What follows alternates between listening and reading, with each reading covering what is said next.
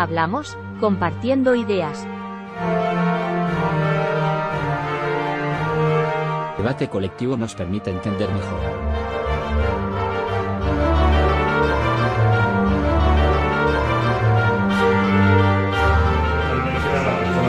Primera vez nos acompañáis en los actos del Encuentro Democrático de Linares. Somos una asociación bastante reciente, nos preocupa el tema de la cultura, pero además el tema de la democracia, y tenemos una página web donde podéis ver cuáles son las actividades que hoy organizamos como asociación.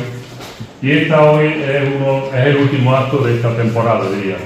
Ya cerramos Chiringuito y nos volveremos en septiembre de nuevo. Y cerramos con un homenaje a uno de los poetas más importantes de nuestro país, como Antonio Machado, en su 150 aniversario de su nacimiento. Para ello contamos con la colaboración de Ana, porque Ana Moreno es profesora de literatura y fue ella además la que propuso el tema. Nos pareció muy interesante y muy interesante también como cierre de las actividades colectivas que hacemos también periódicamente. Como hay personas que los vemos aquí por primera vez, sí queremos informar de que hay una página web que se llama así, Encuentro Democrático de Linares, por si queréis entrar. Y también Valentín, que es el alma de la asociación, ha puesto un listado allí en la mesa de entrada para que si queréis dejar vuestros datos, si queréis tener noticias, queréis entrar en contacto con la asociación, pues podéis dejar allí vuestros datos de móvil o de correo electrónico y os metemos en nuestra base de datos para que tengáis siempre comunicación y noticias de lo que hacemos aquí. Y por último, hay una hucha que veréis aquí, una hucha de apoyo, porque los datos de papelería, los datos de este tipo de historias, pues colaboramos con lo que cada uno puede. Y los trabajos. Los trabajos también. Entonces, sin más, vamos a empezar. Ana Moreno es la que tiene la palabra. Sí. Bueno, yo me voy a subir aquí, porque así os ve mejor a la hora. Lo que pasa es que me vaya a perdonar que me pongo unas gafas de sol. No es lo que es adecuado y lo que a mí me gustaría, pero se me han olvidado las otras gafas en casa. Así que me pondré estas porque si no, pues casi como que no veo.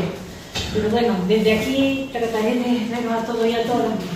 Porque mirad, yo he escrito un texto que lo voy a leer y después quiero que vayamos insertando los poemas que hemos preparado en ese texto. Entonces lo vamos a hacer de la siguiente manera. Mirad, os pido, yo voy a decir, fulanito, poema 1. Solo que digáis, que leáis el tema y por favor, que yo sé que lo vamos a hacer todo y todo muy bien, pero que no aplaudamos ni nada, aunque lo vamos a hacer perfectamente. Digo, para no perder el hilo, por una parte, y el otro objetivo es que como esta es la Asociación Encuentro Democrático de Linares, pues una de las características de esta asociación y de todos los actos que hacemos es que haya tiempo suficiente para que después la gente pueda intervenir, pueda hacer su reflexión, pueda hacer su aportación, etcétera. Entonces, por eso digo que la forma de llevar el trabajo pues va a ser de esa manera. Yo empiezo a leerlo y os voy dando, como digo, entrada a los que vaya a leer.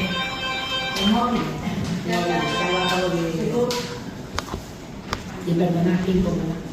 Bueno, Antonio Machado es sin duda uno de los poetas más conocidos y reconocidos, más mirados y más queridos también. ¿Quién no ha leído sus poemas? ¿Quién no ha cantado sus versos en las voces de Serrat, de Miguel Ríos, de Rosalén? ¿Quién no lo recuerda cada 22 de febrero y piensa en su muerte en el exilio en Coyú, evocando estos días azules y este sol de la infancia?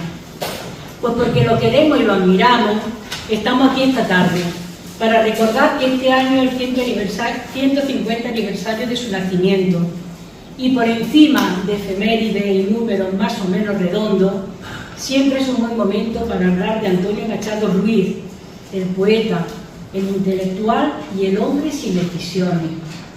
Nació en Sevilla el 26 de junio de 1975.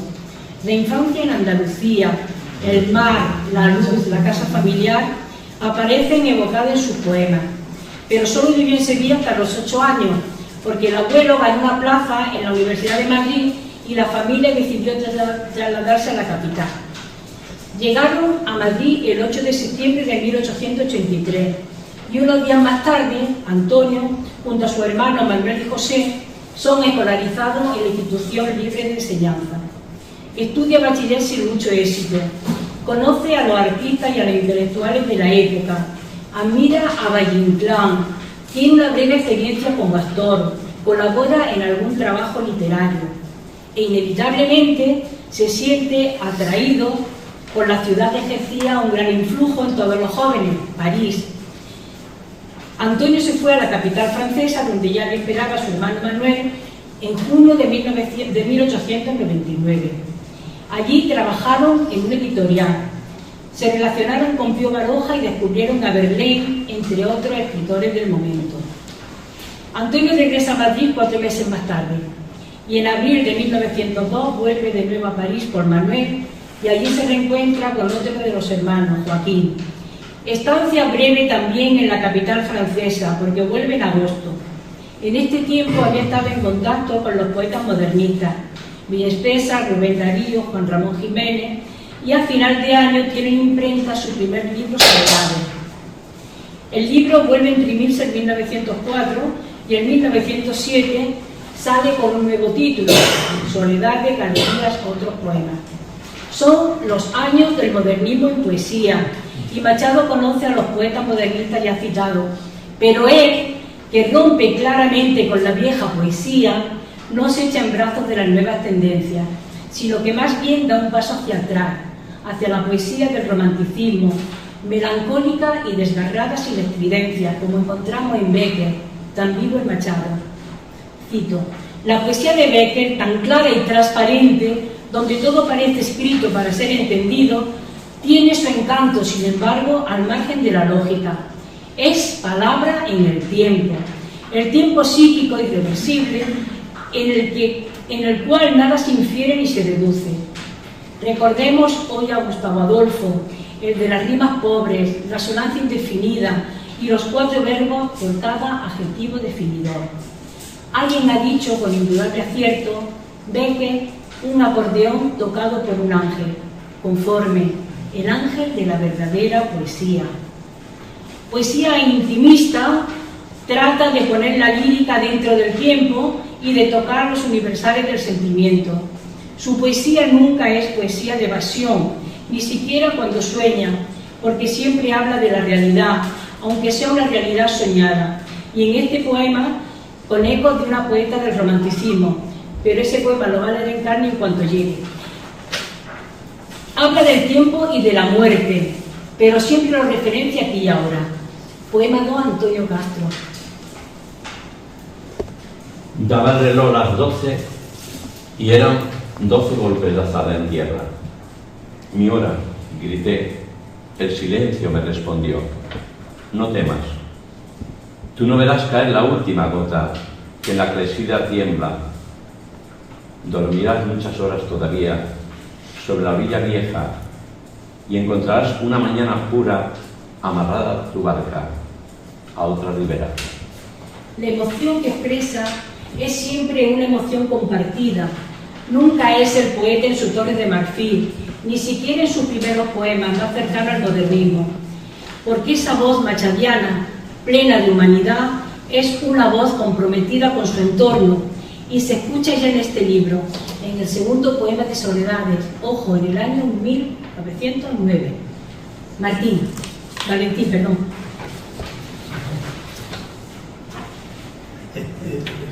Es muy difícil para mí leeros esto bien, porque es una canción de Serrat y no, es imposible competir.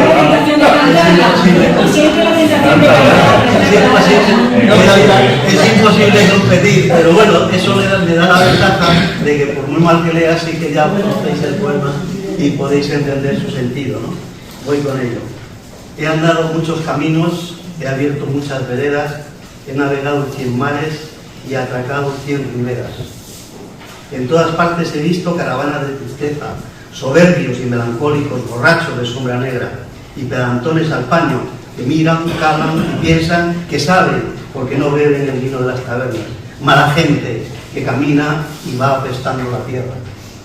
Y en todas partes he visto gente que danzan o juegan cuando pueden y laboran sus 4 palmos de tierra.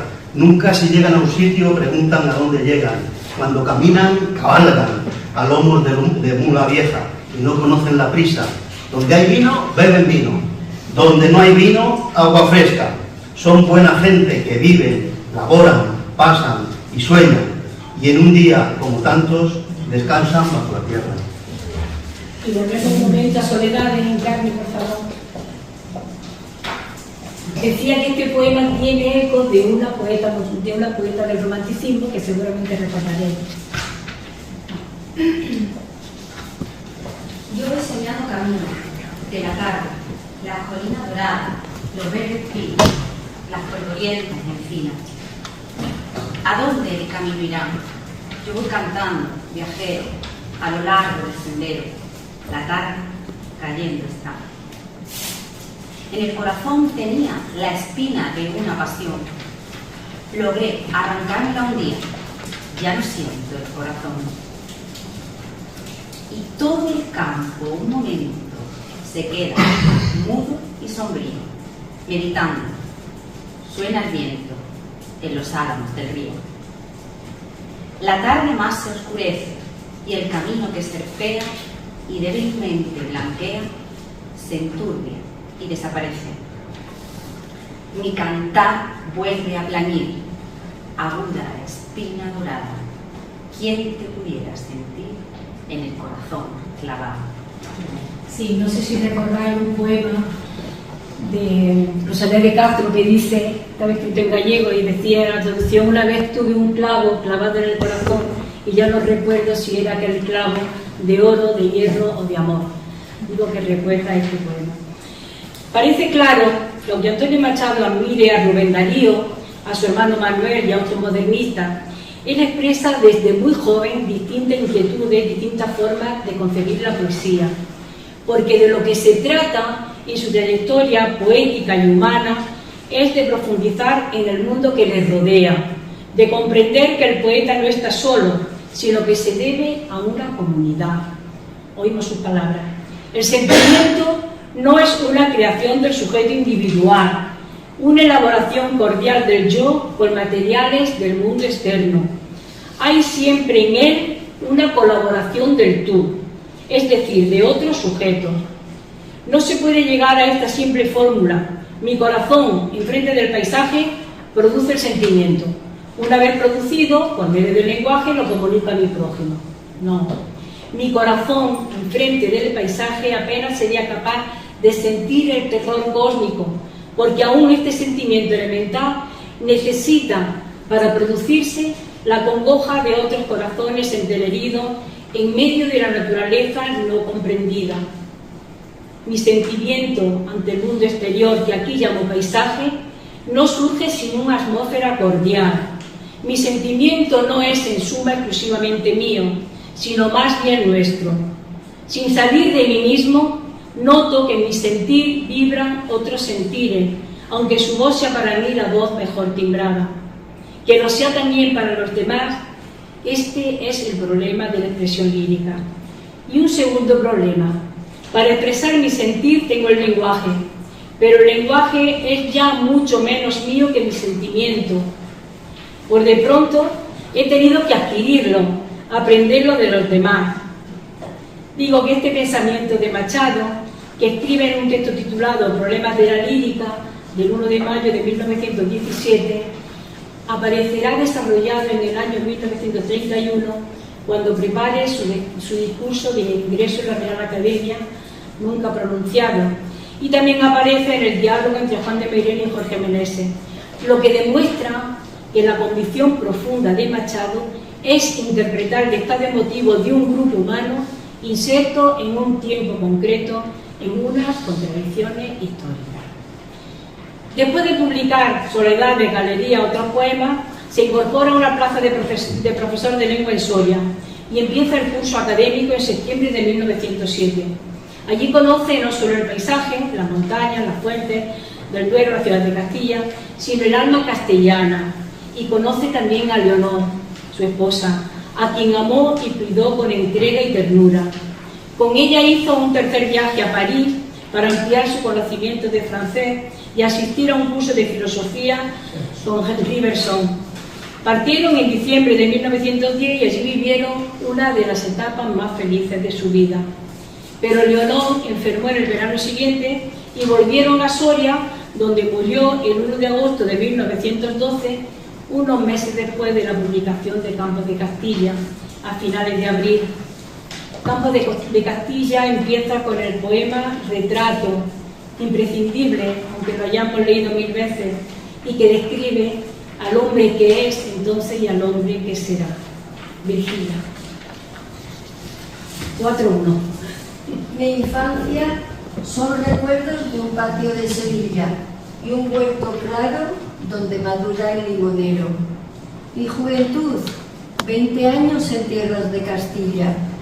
Mi historia, algunos casos que recordar no quiero. Ni un seductor mañana, ni un bradomín he sido. Ya conocéis mi torpe aliño indumentario, mas recibí la flecha que me asignó Cupido, y amé cuanto ellas pueden tener de hospitalario. Hay en mis venas gotas de sangre jacobina, pero mi verso brota de manantial sereno. Y más que un hombre al uso que sabe su doctrina, soy, en el buen sentido de la palabra, bueno. Adoro la hermosura y la moderna estética corté las viejas rosas del huerto de Rosa, mas no amo los afeites de la actual cosmética, ni soy un ave de esas de nuevo Gaitrinar. Román. Desdeño las romanzas de los tenores huecos y el coro de los grillos que cantan en la luna. A distinguir me paro las voces de los ecos y escucho solamente entre las voces una. ¿Soy clásico o romántico? No sé. Dejar quisiera mi verso como deja el capitán su espada, famosa por la mano dirige la blandiera, no por el recto oficio del forjador preciado. Converso con el hombre que siempre va conmigo, que no habla, solo espera a hablar a Dios un día. Mi soliloquio es plática con ese buen amigo que me enseñó el secreto de la filantropía. Y al cabo, nada os debo. Debéisme cuando he escrito. A mi trabajo acudo, con mi dinero pago el traje que me cubre y la mansión que habito, el pan que me alimenta y el lecho de llave. Y cuando llegue el día del último viaje y esté a partir la nave que nunca ha de tornar, me encontraréis a bordo, ligero de equipaje, casi desnudo, como los hijos de la mano. La crítica habla de esta obra como una expresión de las inquietudes sociales de la generación del 98 en oposición al modernismo. Lo vemos en la idea de España, pero no olvidemos que esa idea estaba ya en soledad. El poema 5, Martínez. Un personaje que se completa con otro. Con Don Guido. El pasado es Figaro. Este hombre del casino provinciano que vio a Carancha recibir un día tiene mustio bastén, el pelo cano,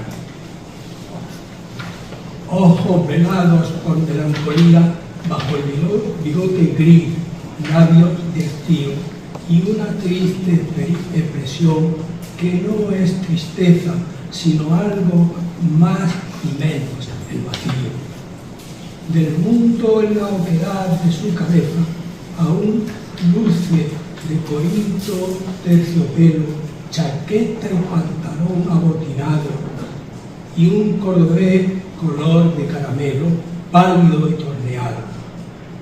3 veces heredó, 3 ha perdido al monte su caudal, 2 ha enviudado, solo se anima ante el azar prohibido sobre el verde tapete retirado, o el evocar la tarde de un torero, la suerte de un taúd, o si alguna cuenta la hazaña de un gallardo bandolero, o la proeza de un matón sangriento.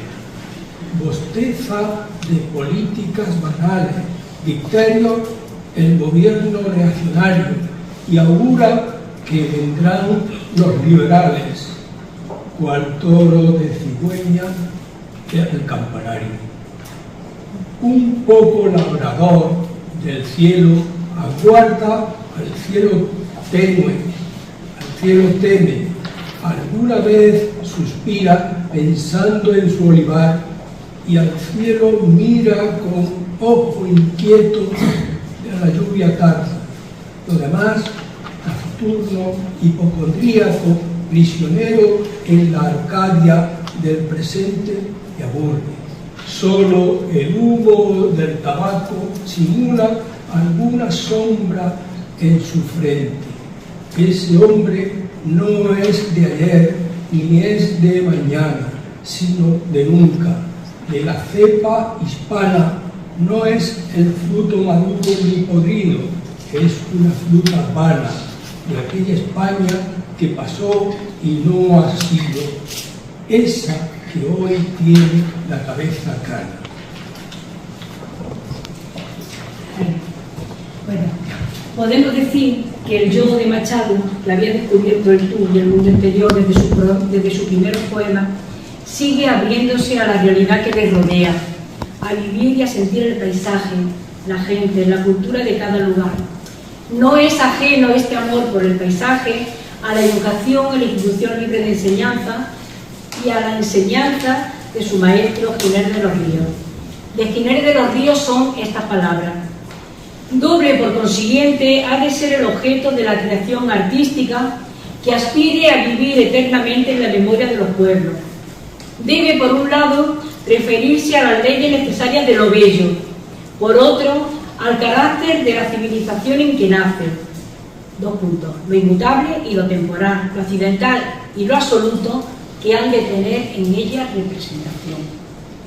Está claro a lo largo del campo de Castilla que para Machado esos paisajes están habitados por personas que viven, que sufren, que trabajan. Hay pobres campos malditos, pero también una naturaleza amable, de álamos y de ruiseñores que dan cobijo a los enamorados. Y hay una esperanza en el hombre del mañana.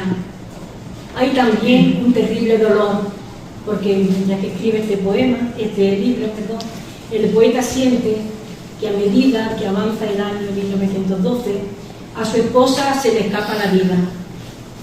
Uno de los pocos poemas escritos durante estos meses es este que va a leer Carmen Tarifa. Al olmo viejo, hendido por el rayo y en su mitad podrido, con la lluvia de aprincioso penal, algunas hojas verdes le han salido. El olmo centenario en la colina que lame el fuego. Un musgo amarillento le mancha la corteza blanquecina al tronco carcomido y polvoriento. ¿No será cual los álamos cantores que guardan el camino y la ribera? Habitado de pardos ruiseñores. Ejército de hormigas en hilera va trepando por él y en sus entrañas hunden sus telas grises las arañas. Antes que te derribe olmo del duelo con su hacha el leñador y el carpintero te convierta en melena de campana, lanza de carro o yugo de carreta. Antes que rompa de hogar mañana, arda tras de una mísera caseta al borde de un camino. Antes que te descuaje un torbellino y tronche el soplo de la sierra blanca. Antes que el río hasta la mar te empuje por valles y barrancas, olmo, quiera notar en mi cartera la gracia de tu rama verdecida.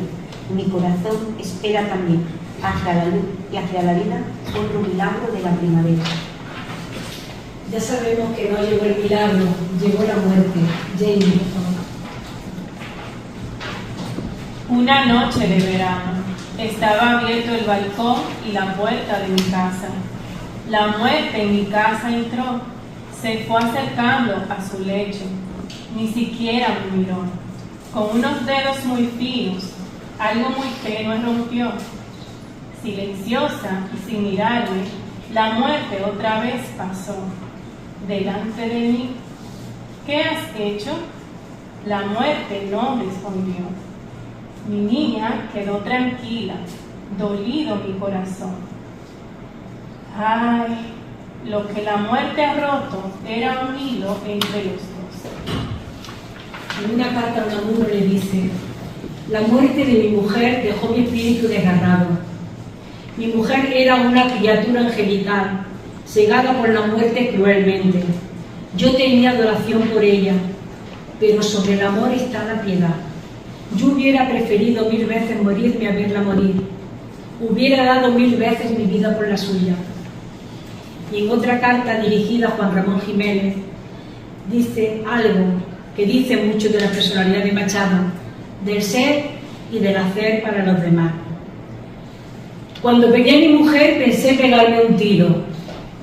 El éxito de mi libro me salvó, el campo de Castilla hemos dicho, y no por vanidad, que no sabe Dios, sino porque pensé que quiero defender a la España que surge del mar muerto, de la España inerte y abrumadora que amenaza a negarlo todo.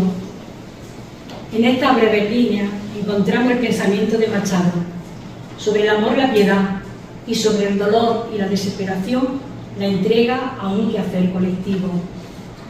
Pero sería demasiado dolor permanecer en Soria. Una semana después de la muerte de Leonor, Machado se va a Madrid y pide el traslado a la primera vacante que se produzca. Así como llega a Baeza y toma posesión de la cátedra de lengua francesa el 1 de noviembre de 1912 para dar clase en el Instituto General y Técnico. Es un joven profesor de 37 años, pero se muestra triste y envejecido, descuidado en el vestir, se ayuda de un bastón para sus largos paseos. Encuentra en Baeza una ciudad conservadora, más pendiente de la Semana Santa que del acontecer histórico. Pero a partir de 1914 se produce un desarrollo sorprendente en la conciencia de clase y de pronto en Baeza, como en todo sitio, el paro es el tema en la rebotica, en el casino de artesanos y en el propio instituto. El poeta sabe que debe actuar y lo expresa así: el trabajo ha de ser acto, la palabra de ir creando la acción y unirse con la de los demás, construyendo en el territorio en que trabajan los demás, uniendo los pensamientos en una idea plural. Y este es el compromiso que expresa en una carta a Unamuno. No debemos crearnos un mundo aparte en que gozar fantástica y egoístamente de la contemplación de nosotros mismos. No debemos huir de la vida para forjarnos una vida mejor que sea estéril para los demás. Lucho por una fe que no tenemos. La verdad que condena el presente es importante, más que la prudencia que salva lo actual a costa de lo venidero. El derecho del pueblo a la conciencia es importante. Combato a la Iglesia Católica. Amo la conciencia, que es anterior al alfabeto y al pan. Es entonces cuando piensa en la posibilidad de crear otras voces y concibe a su apócrifo Juan de Ribera y Abel Martín, que nos proporcionarán en años siguientes tantas páginas de ética y poética. En Baeza le sorprende la muerte del maestro el 21 de febrero de 1915 y escribe su elegía a don Francisco Inés de los Ríos. Juan. Como se fue el maestro, la luz de esta mañana me dijo: van 3 días que mi hermano Francisco no trabaja. ¿Murió?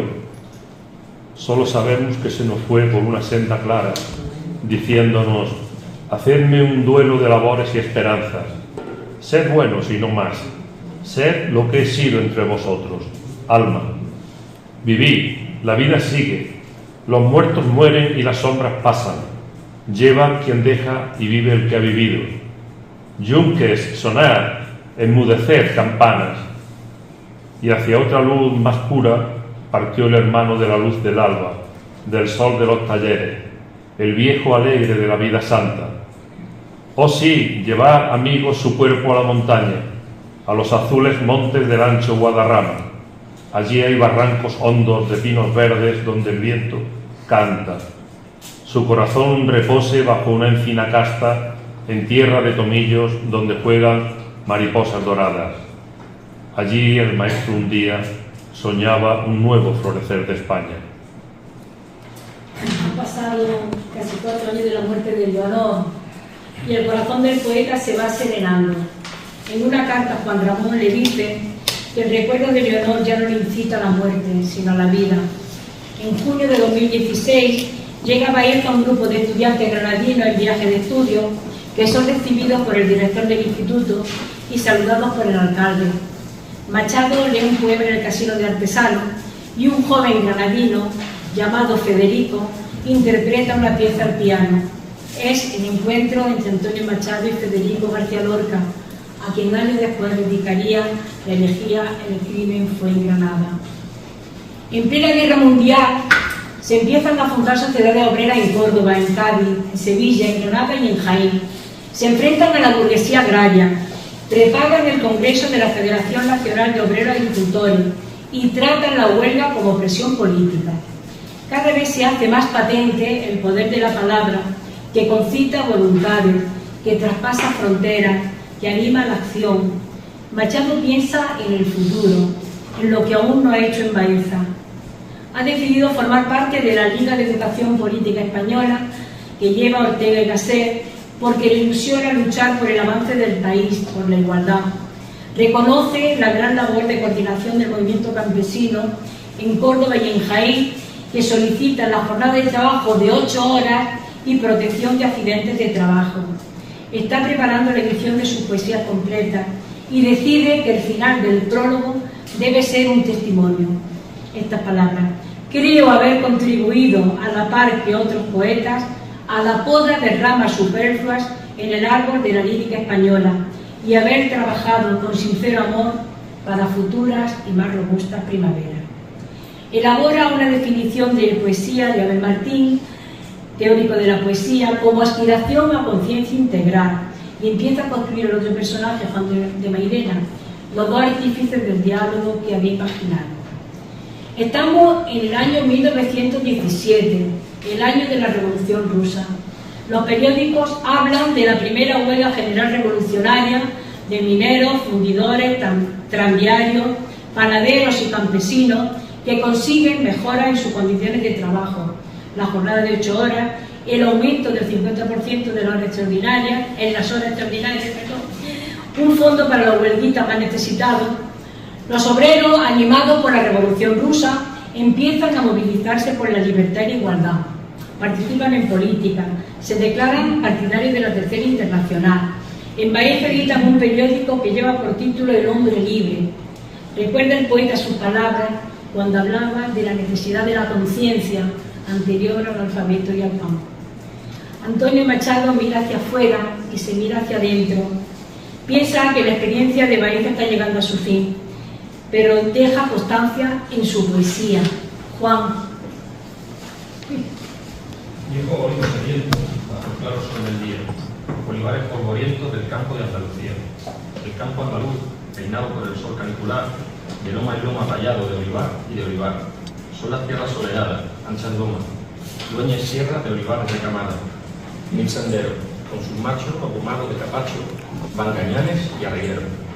De la venta del camino a la puerta soplan vino, trabucaires pandureros, olivares y olivares, de loma en loma prendidos, cual bordados alamares. Olivares coloridos de una tarde anaranjada, olivares reruñidos bajo la luna reflectada, olivares centellados en las tardes cenicientas, bajo los cielos preñados de tormentas. Maitri. Olivares, tiosos velos eneros de aguacero, los agostos de agua al pie, los vientos primaverales, vuestras flores racimadas, y las lluvias otoñales, vuestras olivas moradas. Olivar por 100 caminos, tus olivitas irán caminando a 100 molinos. Ya darán trabajo en las alquerías a gañanes y braceros. Oh, buenas fuentes sombrías bajo los anchos sombreros. Olivar y olivareros, bosque y raza, campo y plaza. De los fieles al terruño y al arado y al molino, de los que muestran el puño al destino. Los benditos labradores, los bandidos caballeros, los señores devotos y matuteros, ciudades y caseríos en la margen de los ríos, en los pliegues de la sierra. Venga Dios a los hogares y a las almas de esta tierra de olivares y olivares. Pero no solo habla Machado del trabajo de los hombres, también habla de las mujeres, encerradas detrás de las rejas y condenadas siempre a esperar. Virginia. Oh, enjauladitas hembras hispanas, desde que os ponen el traje largo, cuán nadie espera, qué tedio amargo para vosotras, entre las rejas de las ventanas, en estas morunas ciudades viejas de estas celosas urbes gitanas. Desde esta ciudad de Baeza, en la que ha vivido en los últimos años, piensa en otras ciudades, Soria, Madrid, Cuenca, quizás Segovia. Empieza a despedirse en su corazón de Baeza, pero se lleva el recuerdo de lo que ha vivido, de su gente y de su paisaje, que aparecerán en el segundo libro de Nuevas Canciones. De nuevo el olivo de Jaén y esta estrofa de su poema Apuntes, Virginia. Desde mi ventana, campo de Baeza la luna clara, montes de Cazorla, Aznaitín y Mágina, de luna y de piedra también los cachorros de Sierra Morena. 1, 2, sí, todo, vale, es que es 2, 4, vale, perdón. Sobre el olivar se vio la lechuza volar y volar. Campo, campo, campo, entre los olivos los cortijos blancos, y la encina negra a medio camino de V de Baeza. Sobre el olivar se vio la lechuza volar y volar. A Santa María un ramito verde volando traía. Campo de Baeza, soñaré contigo cuando no te vea. Machado es consciente de que hay una España que muere y bosteza, pero confía en el esfuerzo, en una pedagogía que obliga a la acción, en una nueva y distinta relación con los otros, con quienes comparte un destino común.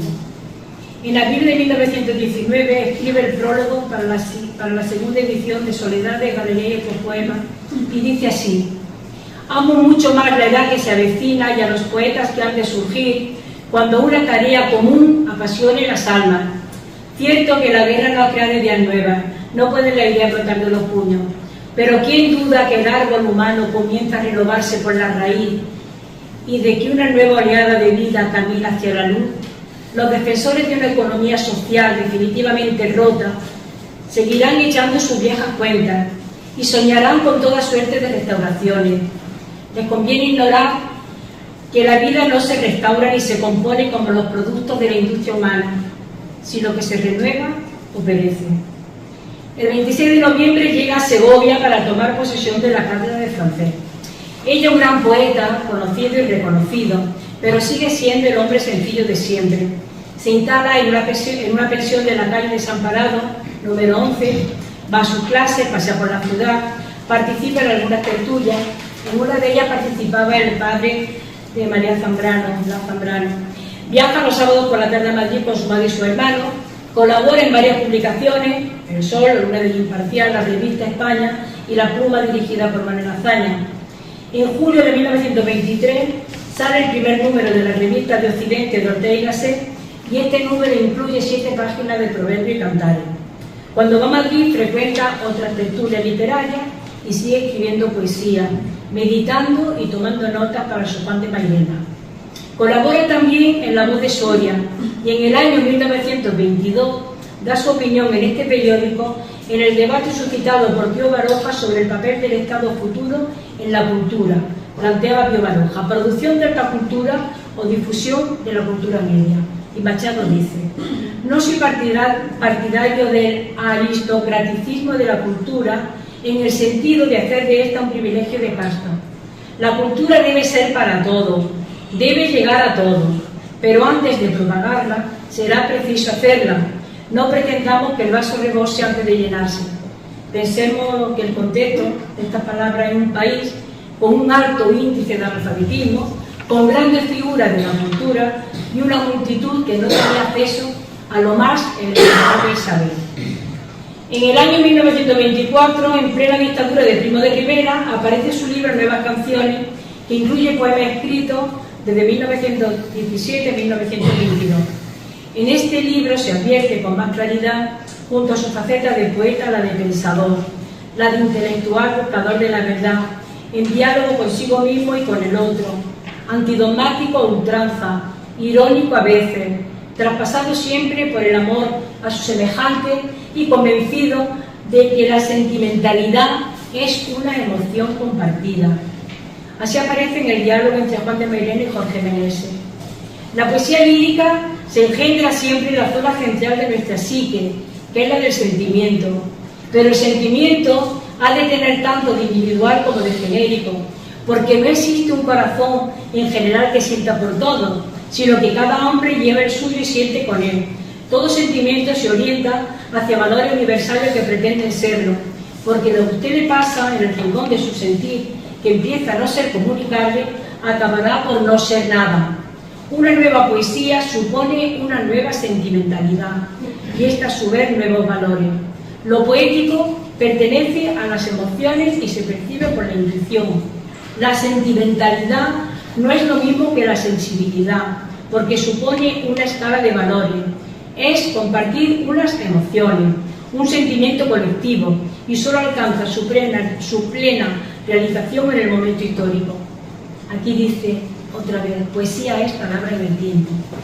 Fueron estos también, como ya he dicho, los años en los que escribió el cancionero apócrifo de Abel Martín. Machado había conocido el amor con su esposa, un gran amor que le arrebató la muerte y lo sumió en un largo duelo. Su recuerdo evocado una y otra vez en sus poemas, pero la vida se abre siempre camino y el amor le sale de nuevo al encuentro en Segovia entre 1927 y 1928.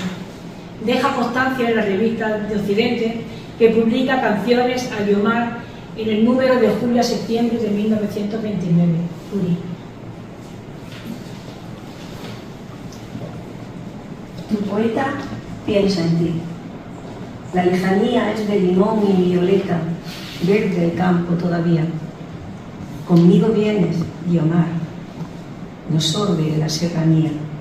De encinar en encinar se va fatigando el día. El tren devora y devora guía y riel. La retama pasa en sombra, se desdora el oro del Guadarrama. Porque una diosa y su amante huyen juntos, jadeante los sigue la luna llena. El tren se esconde y resuena dentro de un monte gigante, campos yermos, cielo alto. Tras los montes de granito y otros montes de basalto, ya es la mar y el infinito. Juntos vamos, libres somos. Aunque el dios, como en el cuento fiero rey, cabalgue a lomos del mejor corcel del viento, aunque nos jure violento su venganza, aunque ensille el pensamiento, libre amor, nadie lo alcanza. Hoy te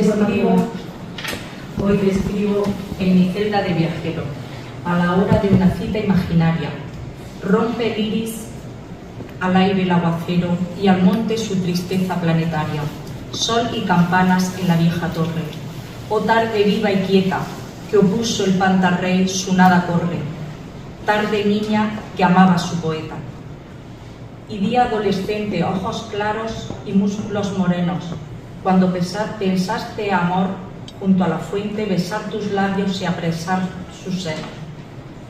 Toda esta luz de abril se transparenta, todo en el hoy de ayer, el todavía, que en sus maduras horas el tiempo canta y cuenta, se funde en una sola melodía, que es un coro de tardes y de auroras. A ti, Guiomar, esta nostalgia mía.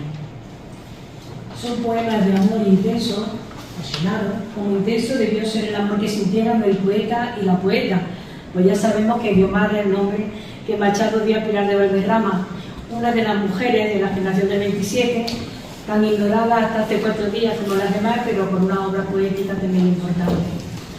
Machado está en Segovia en el año 1931.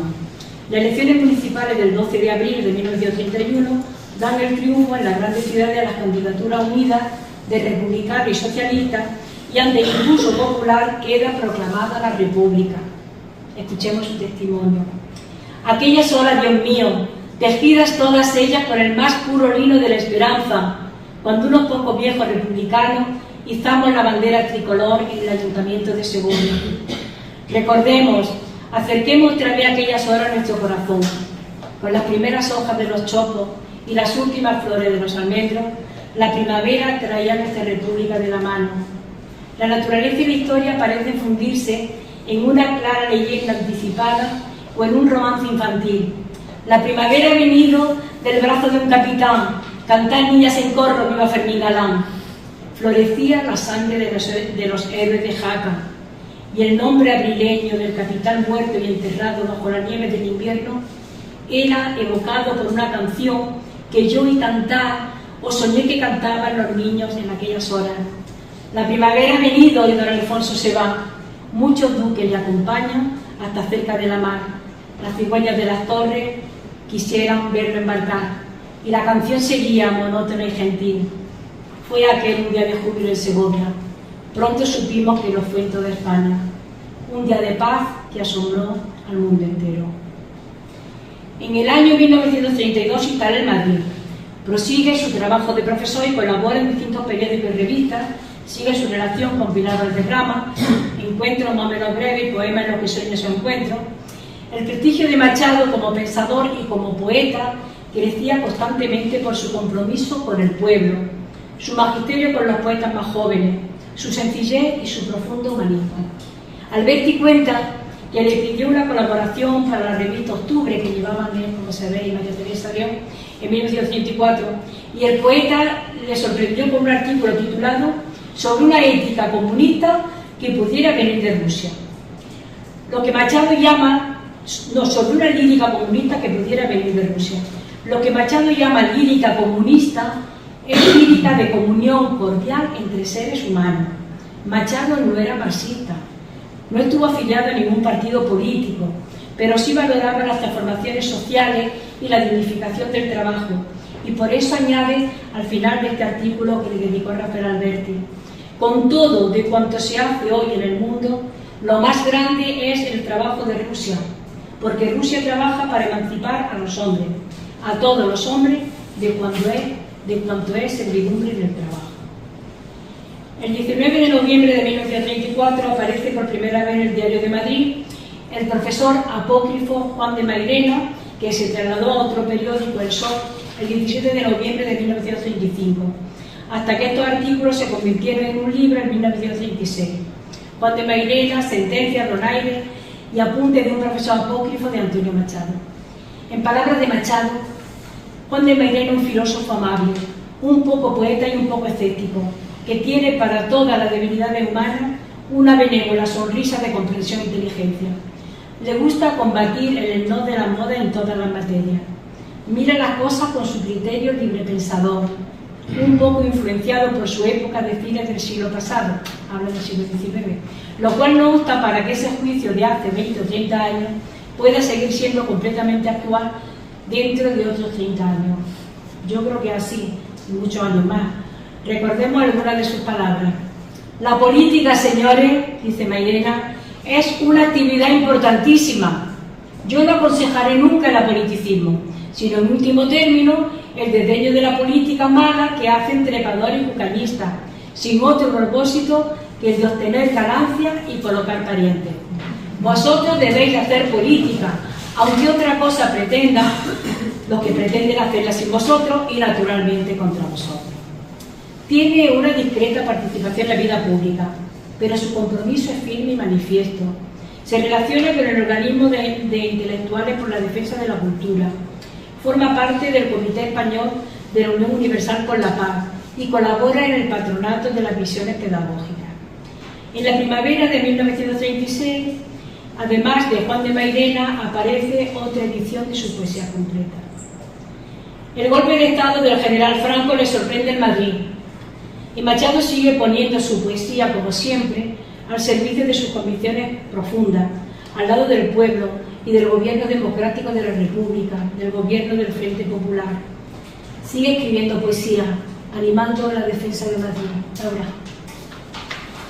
Madrid, Madrid, qué bien tu nombre suena, rompeolas de toda la España. La tierra se desgarra, el cielo truena, tú sonríes con plomo en las entrañas. Con el dolor por la muerte de Federico García Lorca, escribe la elegía El crimen fue en Granada, que aparece por primera vez en el semanario Ayuda del Socorro Rojo Internacional. Está fechada en Madrid el 17 de octubre de 1936.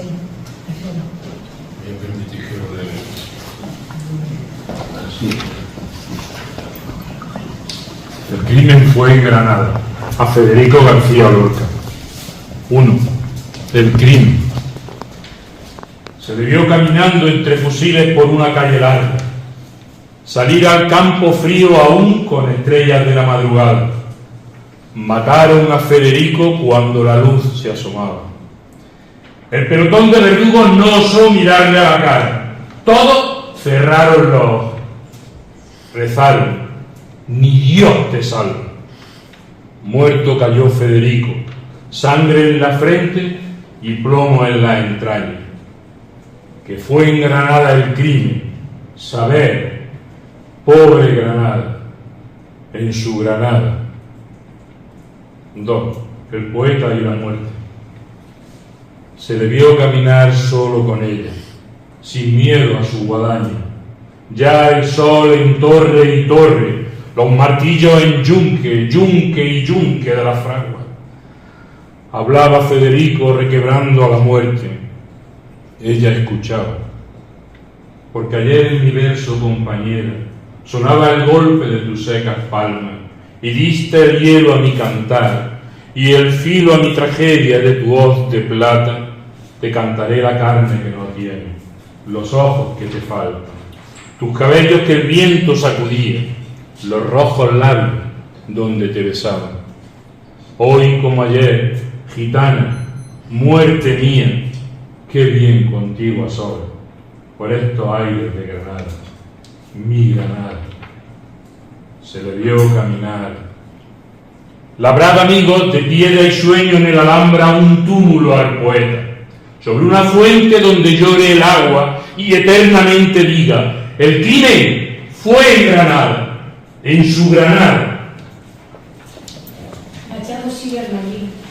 Algún amigo, entre ellos María Teresa León, Rafael Alberti y León Felipe, le plantea la necesidad de trasladarse a Levante. Y Machado parte con su familia a Valencia, acompañado por los soldados del 5º Regimiento. Llegan a Rocafort y permanecen allí desde finales de 1936 hasta abril de 1938. El golpe de Estado de 18 de julio también separó al poeta de Sobada y Guiomar. Ella había salido ese verano de España y estaba en Portugal. Parece ser que le envió una carta de Estoril y Machado le escribió poemas que después se publicaron en Fuera de España. Durante su estancia valenciana, el poeta, a pesar del progresivo deterioro de su salud, escribió sin descanso comentarios, artículos, análisis, poemas y discursos como el que pronunció para la Juventudes Socialista Unificada. Participó en el segundo Congreso Internacional de Escritores para la Defensa de la Cultura, organizado por la Alianza de Intelectuales Antifascistas y celebrado en la capital valenciana, donde leyó su reflexión titulada El poeta y el pueblo, y fue elegido también miembro del Comité Nacional de la Asociación de Amigos de la Unión Soviética. En Rocafort escribió también este poema. Lorenzo. Ya va subiendo la luna sobre el naranjal, luce Venus como una pajarita de cristal, ámbar y merino, tras de la sierra lejana el cielo, y de porcelana morada en el mar tranquilo.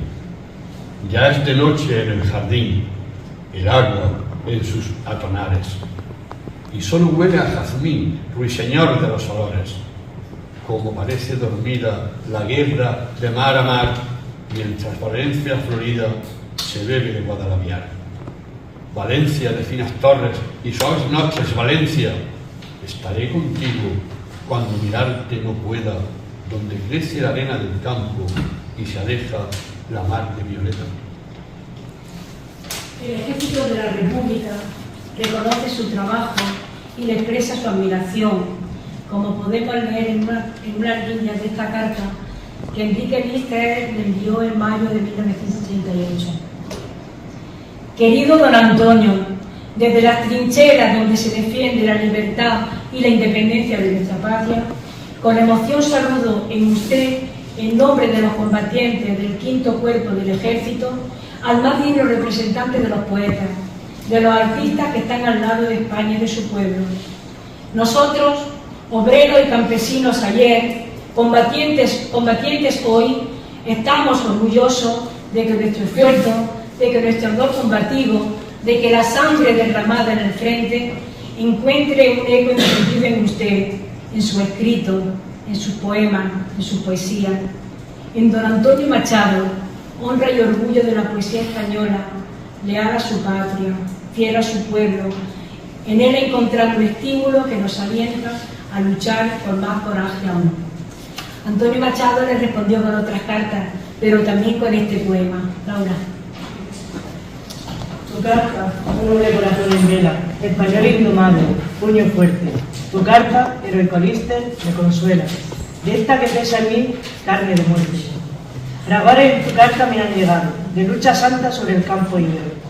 También mi corazón ha despertado entre olores de pólvora y romero, donde anuncia Marina Caracola que llega el Ebro, y en la peña fría donde brota esa rúbrica española. De monte a mar, esta palabra mía. Si mi pluma valiera tu pistola de capitán, contento moriría. A finales de mayo, Antonio Machado y su familia se trasladaron a Barcelona y allí estuvieron hasta los primeros días de 1939. Barcelona fue bombardeada durante el año 1938, quizá antes de que llegara Antonio Machado. Pero uno de los poemas que publicó ese año en la revista Hora de España es precisamente La muerte del niño herido, que recuerda muy mucho otro poema que escribió un poeta que estuvo aquí en la provincia de Jaén durante la Guerra Civil, y se llama Pedro García, en el bombardeo que tuvo lugar por la aviación de los golpistas el 1 de abril de 1937. Era también un poema sobre un niño herido, el niño herido de Machado. Isa. Otra vez en la noche. Es el martillo de la fiebre en las sienes bien vendadas del niño. Madre, el pájaro amarillo, las mariposas negras y moradas. Duerme, hijo mío. Y la manita oprime la madre junto al lecho. Oh, flor de fuego, ¿quién ha de helarte? Flor de sangre, dime, hay en la pobre alcoba olor de espliego. Fuera, la oronda luna que blanquea cúpula y torre a la ciudad sombría. Invisible avión moscardonea. ¿Duermes, oh dulce flor de sangre mía? El cristal del balcón repiquetea. Oh, fría, fría, fría, fría. La noche del 27 de enero fue la última noche que Antonio Machado pasó en suelo español. Salieron de Barcelona en compañía de algunos amigos, Joaquín Sirau, Tomás Navarro Tomás, Carlos Rivas, Corpus Vargas, y de una interminable caravana de cientos de miles de españoles anónimos huyendo de España para ir al exilio. Llegaron a Coyún el 29 de enero y se instalaron en Casa Quintana, un hotel modesto convertido hoy en centro de peregrinación universal. Corpus Vargas le hizo las últimas fotos que conocemos, muy quebrantada su salud, y él es quien recuerda sus últimos días en Coyún, incluida la carta que Machado escribió a Bergamín, a José Bergamín, en la que hablaba de poder resistir en Francia hasta encontrar recursos para vivir en ella de mi trabajo literario o trasladarme a la URSS, donde encontraría amplia y favorable acogida. El 22 de febrero a las 4 de la tarde murió Antonio Machado en el exilio francés. Hay un detalle impresionante en la foto que aparecen en ese hotelito en Casa Quintana, que aparecen en las paredes y que recuerdan aquel momento. El ataúd de Antonio Machado descansaba sobre 4 sillas. Dormía en la misma cama que su madre y cogieron el cadáver de Antonio Machado sobre el cuerpo de su madre para meterlo en el ataúd. Al día siguiente fue llevado a hombros de soldados de la República, soldados que estaban detenidos en Francia, pero que les dieron permiso para que hicieran este último homenaje a Antonio Machado. Y fue enterrado en el cementerio de Coyún, solo a unos metros de Casa Quintana, en un nicho que le cedió una familia generosamente.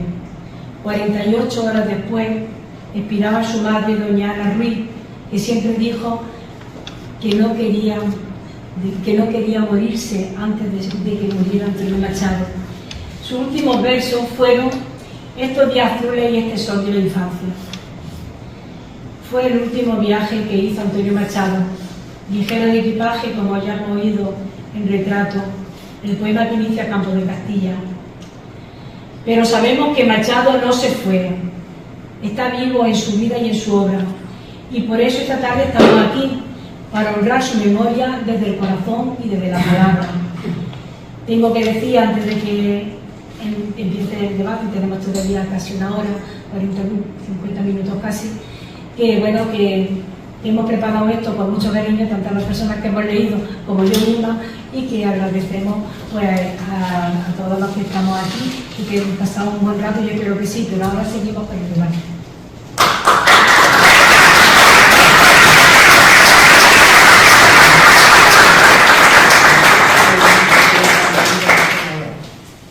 Bueno, si os parece, yo tomo lo que quieran intervenir. Y ya digo que hay que hacer siempre, como decimos en el Partido Democrático de Linares, que haya sitio para hablar, para cambiar impresiones. Así que vamos.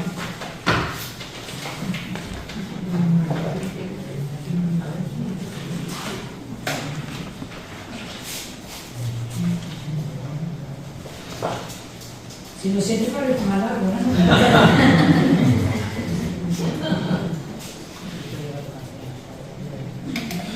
A ver, Jenny. Bueno, primeramente dar las gracias por esta invitación, que no primera vez que leo un poema en altavoz, pero no quería dejar pasar el momento para agradecer. Mi esposo, que está allá atrás, también ha sido cómplice, porque en mi lectura, haciendo mi ejercicio, también fue mi apoyo. Y nada, muchas gracias. Gracias a ti. Gracias a todas las personas que estamos aquí y que habéis leído. Claro. Yo conocí a Jamie porque ella además también escribe y además está en una asociación que conozco, y la verdad es que estamos encantados de que esté aquí, de que haya leído este poema. Claro que sí. Virginia, perdón. Bueno, voy a hablar sobre el poema que he leído, el número 10, porque demuestra la complicidad que había entre Antonio Machado y Federico García Lorca en cuanto a la situación de la mujer. Y a mí este trocito que he leído me trae los recuerdos de la casa de Bernarda Alba.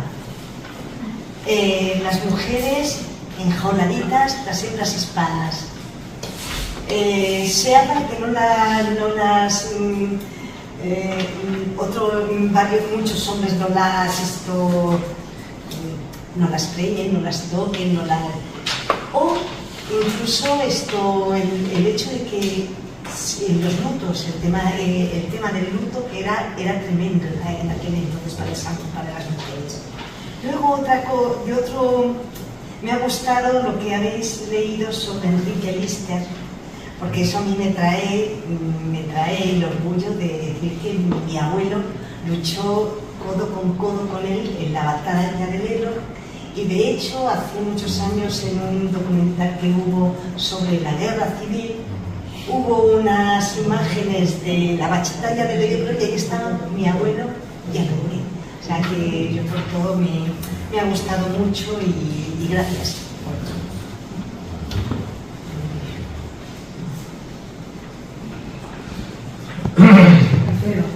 En el capítulo de agradecimiento, yo creo que siempre hay que agradecerle a Serrat el haber convertido a Antonio Machado en un poeta popular. Hay que, por encima incluso de su creación, hay que recordar su labor como difusor de la poesía de Miguel Hernández, la de Antonio Machado, porque, bueno, al margen de que fuera un poeta conocido en su época, el franquismo se encargó de difundir una luz negra sobre estos escritores, y es la acción de gente como Paco Ibáñez, como Serrat, como era ya no me acuerdo de nada.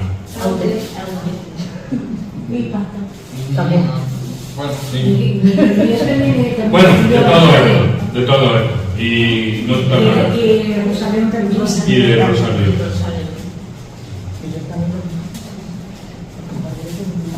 Bueno, Mike. Ah, sí. Calixto Sánchez, mucha gente. No, si era eso nada más. Sí, manifestáis el agradecimiento. Sí, bueno, yo es que creo que efectivamente cuando Serrat hizo este disco, que era al final de los años 60, pues yo recuerdo que estaba en el colegio, aquí precisamente en Linares, en la presentación, y era muy pronto, en aquella época todavía había una censura feroz, pero yo creo que hay algunos autores, y Antonio Machado en su poesía es que era casi imposible. Otros autores es verdad que lo censuraron más, pero bueno, en lo que es la poesía, por supuesto le aligeraron de toda su carga de político, de compromiso, ideológico, en fin, le aligeraron de esa carga.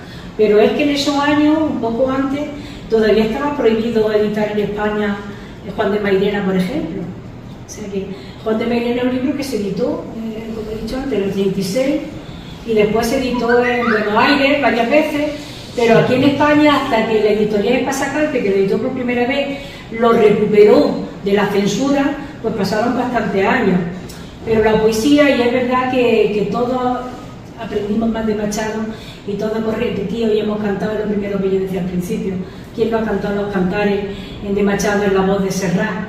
Es que es verdad que Serrat hizo un trabajo en ese sentido muy importante para difundir, divulgar la poesía. Y después ya más en la transición, pues ya era Paco Ibáñez, que ya con Paco Ibáñez pues ya aprendimos, pues ya era a la calle Callejora de Celaya, Blas de Otero, y Miguel Hernández también antes con Javi. Claro, León Felipe, pero sí, pero en esos años, que todavía creo que era el año 70, el trabajo que hizo Joan Manuel Serrat fue encomiable para dar a conocer a este poeta. Ese proceso ha sufrido un camino inverso, la saeta. La saeta la populariza Serrat y la despopulariza la Semana Santa. Porque se queda como una música de Semana Santa. Entonces yo os invito a hacer una acción poético-militante y decirle a todos los músicos de la Semana Santa: oye, esto parte de un poema en el que Antonio Machado expresa su posición acerca del Cristo que estáis matando, y él no está de acuerdo con ese Cristo al que matáis todos los años. Recordad la letra: no eres tú mi cantar, yo no puedo cantar ni puedo a ese señor del madero, sino al que anduvo en la mar. Otro, no es eso lo que estáis representando, ¿no? Lo estáis destrozando, señor. Claro, le puso saeta y ya está. Creo que hay una cosa importante.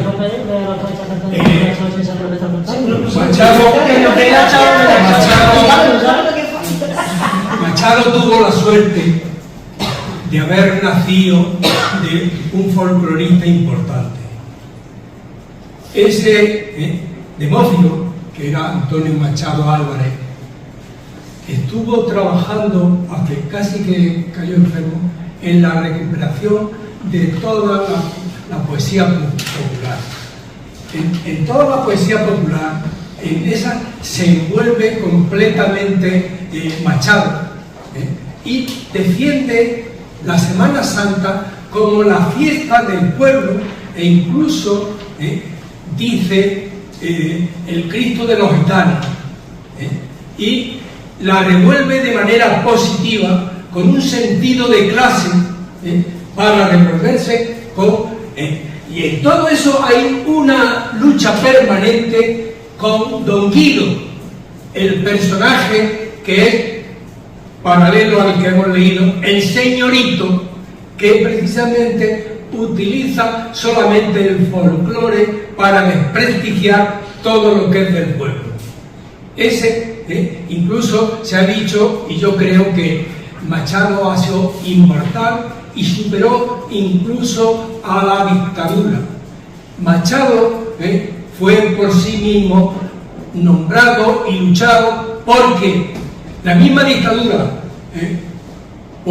Pemán y Senios, Eugenio Dor, lucharon permanentemente para que el hermano Manuel fuera el Machado que quedaba en la parte de la derecha. Machado, el gran poeta, no se perdió nunca, fue el referente completo de la generación del 50. Ese no se ha perdido y ha pervivido. Es también desde hace mucho tiempo la referencia. Incluso lo fue tanto que la generación del 50 republicano tuvo un acuerdo, un acercamiento con la poesía, la generación del 50 interna. Incluso Dionisio Riluejo, un falangista que terminó en la guerra, en la URSS, en su revuelta, en su reconversión, tiene a Machado como líder. Entonces, afortunadamente, en fin, yo he estado ojeando muchas cosas de lo que ha pasado, y es muy interesante también un libro que hay en la relación entre Manuel y Antonio Machado. Sí, bueno, ya al final de su vida, cuando estaba en Rocafort, y le hicieron una entrevista y le preguntaron precisamente por su hermano. Él quería a su hermano, evidentemente. El periodista que le preguntó, que lo dijo, bueno, pues es que esto son las cosas de la guerra nos separa. Y es verdad que y ahora en este año del centenario, pues también en muchos sitios pues se está hablando, Manuel, Antonio, cada uno siguió una vida muy distinta. Yo lo que Machado es verdad que él era hijo de un folclorista, de Demófilo, pero es que además era nieto de un generacionista, de un krausista, que fue catedrático de Sevilla, que se fueron a Madrid y que tiró de la familia, que era Antonio Machado Núñez. Y en fin, que él venía de una familia ilustrada, de una familia que no era lo mismo tampoco que algunos otros componentes de la generación del 98 que tenían una extracción distinta, o compañeros, pero bueno, que de la generación del 98 y de Machado pues también se habla ya mucho, y yo creo que aunque esa idea de España la tiene desde el principio, y muchas de la generación del 98 pues tuvieron un momento en el que coincidieron, pero después cada uno siguió un camino muy distinto. Pero lo de la saeta y todo esto, yo creo que Machado tenía un sentimiento religioso arraigado. También aparece muchas veces Juan de Mairena, pero no ese sentimiento de la muerte, que se ve en algunas cofradías y en algunas procesiones, sino que él era un dios de vida. Y eso es lo que él intenta decir en la saeta, cuando dice, aparte ya del sentimiento popular o folclórico que pueda tener, pero yo creo que también expresa ese sentimiento de Dios de vida, no del Dios de muerte. Yo creo que en Soledades que yo he leído, efectivamente él antepone esos dos españoles, ¿no? Los españoles que se creen que saben porque no beben en las tabernas y que acaba diciendo que van apestando la tierra, mientras que habla de los personajes populares. O sea, ahí no beben vino, si no beben agua, y hace esa exaltación. Es decir, ya desde el principio veía clara esa dicotomía entre los señoritos y entre la vida popular, y evidentemente él apuesta por lo segundo, ¿no? Por la gente del pueblo, por la ciudadanía, etc. La verdad es que es terrible la guerra civil, la de personas con una valía, una honestidad terrible como Machado, pero como tantos otros, y todo eso lo arrasó. O sea, y hemos estado 50 años ¿qué hubiera sido de España si todo eso, y además, no solo en el mundo de la cultura, sino incluso en el mundo de la ciencia, ¿no? Que se tuvieron que ir infinidad de científicos de España y ponerse a trabajar en Francia, en México, etcétera. ¿Qué hubiera sido de España si aquello hubiera continuado? Estaríamos seguramente a la cabeza de Europa en muchas cosas, ¿no? Pero bueno, pues así fue, y lo que tenemos que intentar es que no vuelva a repetirse, ¿no? Que la cosa está, No sé, yo es que, bueno, a mí Machado me llega. No soy un gran lector de muchos poetas, pero sí me gusta poesía. Y lo que de él me resuena, y esta tarde más todavía, es el compromiso con el pueblo. Yo me voy a permitir que haga referencia a mi persona. Cuando seguramente Machado iba hacia Valencia y se llamaba Antonio como yo, con permiso Machado, y se iba ya para Mal, pues probablemente en ese batallón iba del que yo llevo el nombre. Yo llevo un nombre de un sargento de la República, maestro, Antonio. Mi padre luchó en la derecha porque lo cogió la derecha. Y mi tío, que era su cuñado de la izquierda. Estoy cruzado por la frontera y me identifico mucho con el Machado ese, porque en todos los días en todos los sitios que vas, pues en los momentos de que empezó a quitarse la dictadura y empezar el nuevo tiempo, pues yo iba a todos los mítines. ¿Os acordáis de los primeros mítines que hacían para las elecciones? Pues yo cogía un obrero, hay un pueblo, y enseguida te catalogan de hueles un poco a rojo, y te quitan la casa de maestros, y te defiende un abogado secretario del ayuntamiento invocando la Constitución primera. Es decir, de alguna manera la realidad nos cruza por tantos sitios, decía Machado, su hermano, es decir, pero realmente hay algo que te identifica y que no puedes quitártelo, estés en donde estés, y es ese sentimiento de una sociedad injusta a veces, que está sufriendo, que está pasándolo mal, que en este momento es un momento crítico, que resuenan mucho las palabras de Machado cuando dice: hay políticos que se aprovechan de... Suena muchísimo a actualidad. Hubo un milagro, aunque no estaba su mujer, no la puede resucitar, el milagro de tenerlo ahora, de hablarle con él, de poder... Ayer hubo una película muy curiosa, el milagro, que se dan muchas veces milagros a posteriori, y este es un milagro también, de que estemos aquí defendiendo causas a veces, y que amaneceres, y que esperemos amaneceres también. Gracias. Yo creo que es verdad que necesitamos a Antonio Machado, que seguimos necesitando volver a sus textos, leerlo, compartirlo, porque siempre aprendemos de lo que él dice. Fue un hombre totalmente íntegro, además un hombre que su conciencia era una.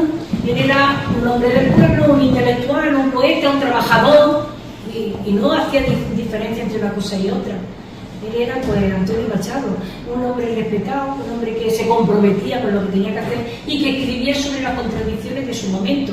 No era un poeta en la Torre de Marfil. De hecho, los poetas de la generación del 27, que primero pues, empezaron a sentir más magisterio de otros poetas, pues, de poetas modernistas, de Juan Ramón Jiménez, más de la poesía pura, pues llegó un momento en que empezaron a fijarse más en Antonio Machado, porque Antonio Machado es que el humanismo ha hecho poesía, es compartir, es el corazón. Cuando él habla de cordial, es que cordial es corazón, la palabra es cordial, en etimología es las cosas del corazón, y cuando habla de grupo, pues habla de la comunidad, y él siempre estuvo en esa tesitura.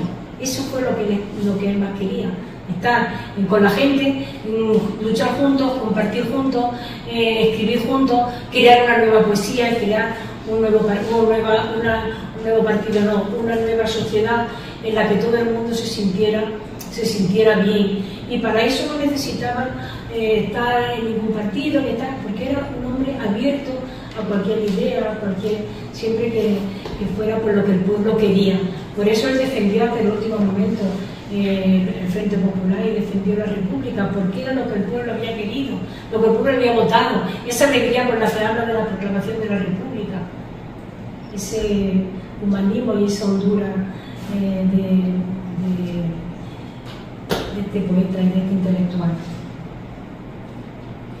Bueno. Hay una cosilla que, perdona, que me acabo de acordar ahora mismo, que me ha encantado cuando ha insistido en el amor que le tenía a Leonor.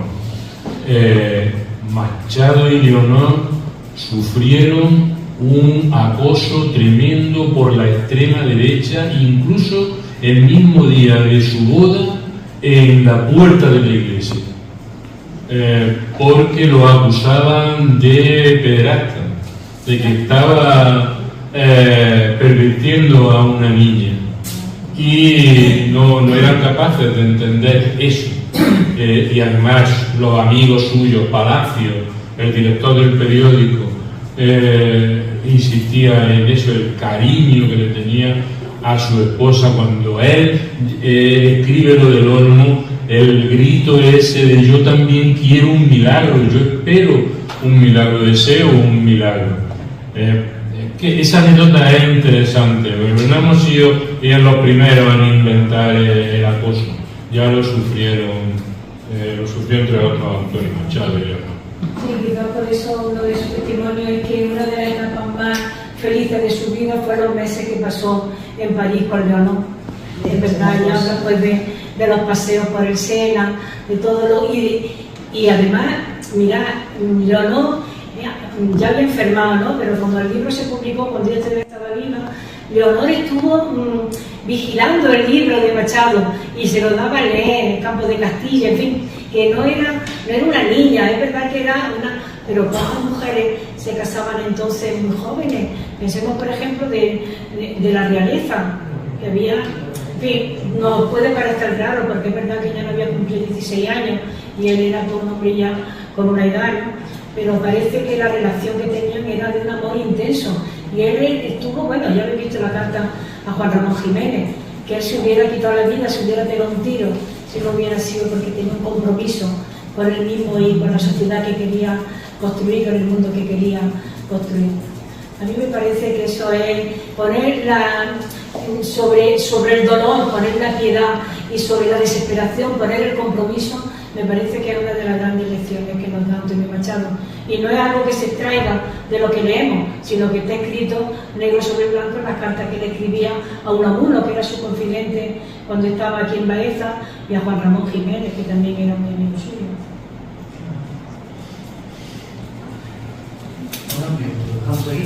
Pues ya está, vamos a dejarlo.